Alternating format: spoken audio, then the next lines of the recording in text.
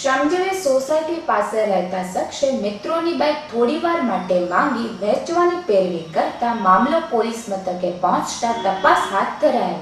શ્રમજીવી society પાસે રહેતો હિતેશ ગોહિલ નામનો શખ્સ છેલ્લા થોડા સમયથી મોટશોપના રવાડે ચડ્યો હતો, જેને પૂરા કરવા માટે તેના મિત્ર વિજય સંજયભાઈ શિયાળનો બાઇક થોડીવાર માટે લઈ જઈ અને પોબારું કરી ગયા અંગેની રાવ વિજય શિયાળે ઘોઘારોડ મથકે કરી છે।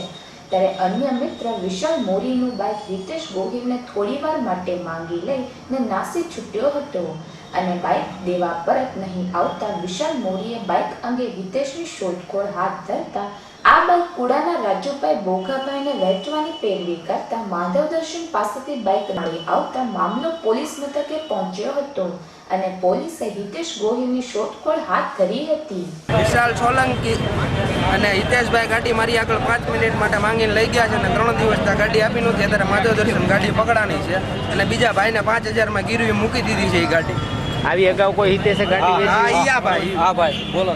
15 દિવસ પહેલા ગાડી લઈ ગયેલા છે, પોલીસ કમ્પ્લેન કરેલી છે, એ લોકો કાર્યવાહી કરતા નથી। કોણ લઈ ગયું ગાડી? હિતેશભાઈ કોઈ ભાઈબંધની ગાડી લઈ ગયા 5-10 મિનિટનો કાલે લઈ ગયા હતા, પછી આવ્યા નથી। રોજ ફોન ઉપાડ્યા તો અલગ અલગ એડ્રેસ આપે છે, ફોન ઉપાડે।